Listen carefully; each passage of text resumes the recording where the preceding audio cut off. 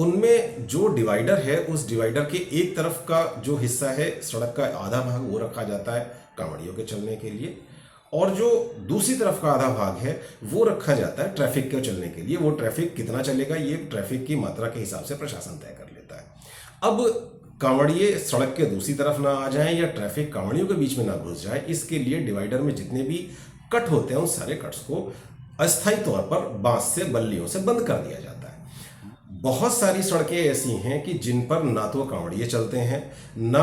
कांवड़ का कोई पंडाल बनता है। उसके बाद भी इस परंपरा का निर्वाह उन सड़कों पर भी किया जाता है, उनमें भी सारे डिवाइडर कट कर बंद कर दिए जाते हैं, जिससे कि जनता को यदि अपने घर जाना है तो वो राइट टर्न नहीं ले सकते, किसी को अपने ऑफिस जाना है तो वो सड़क नहीं पार कर सकता। वो कई बार 1-1, 2-2 किलोमीटर दूर आगे जाते हैं और वहां से यू टर्न लेके आते हैं, और उस यू टर्न पर क्योंकि सारा ट्रैफिक इकट्ठा हो रहा है तो वहां ट्रैफिक जाम भी लग जाता है।